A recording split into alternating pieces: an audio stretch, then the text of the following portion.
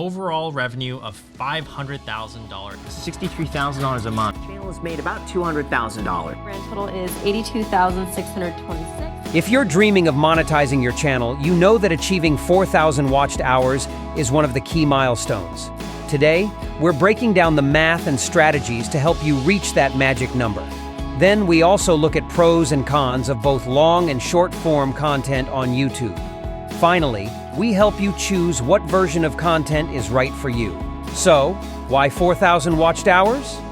YouTube's partner program requires channels to have accumulated 4,000 watched hours in the last 12 months to be eligible for monetization. First, let's break down the math. You need 4,000 watched hours or 240,000 minutes watched.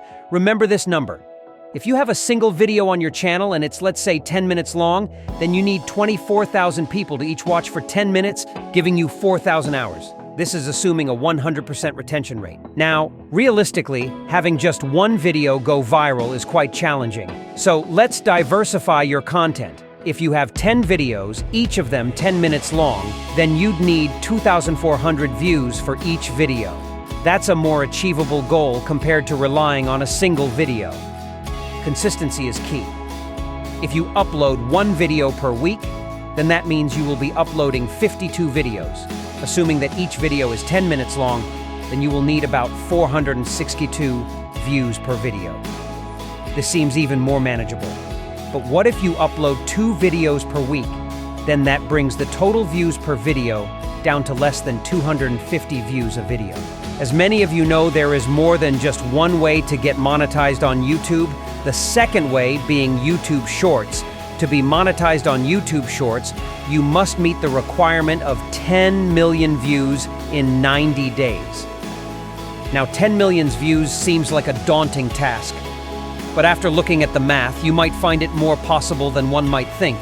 Let's start by assuming you upload one video every 90 days, then you would need 10 million views per video. Now, I'm not sure about you, but that seems a little out of reach, even if you are one of the biggest creators on the platform. Now, let's say you are uploading one video every week. That means every 90 days you are uploading about 12 videos. 10 million divided by 12 comes out to be 833,334 views per video. Definitely not impossible, but still not great. Now let's move on down to one video every day, which is more than doable. 10 million divided by 90 equals 111,112 views per video. But this number also represents how many views are needed per day. So if we take 111,112 views, which is how many views are needed per day, and say we make 3 videos a day, then all you need is 37,034 views per video. It becomes a lot more doable. And remember, during this time, you will be gaining subscribers like crazy. So this quickly becomes an exponential growth process. Now let's look at what type of monetization is right for you.